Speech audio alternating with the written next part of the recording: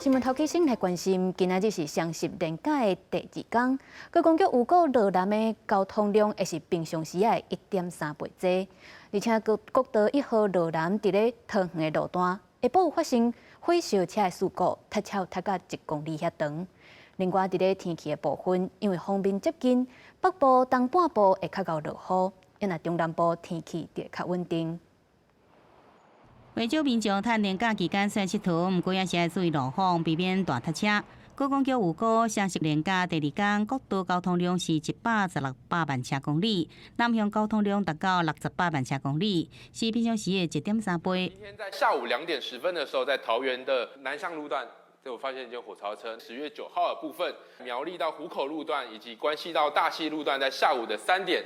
还是有一些拥塞，一直到下午的9点、10点。国五北上的部分呢，会预估在早上的10点拥塞到深夜。高公局指出，中道过了后，重点的塞车的路段是国一北向西里到保盐系统、南屯到后里；国三北向德山到中兴；国五南向的南港系统到头城，也有北向的宜兰到白南这路段。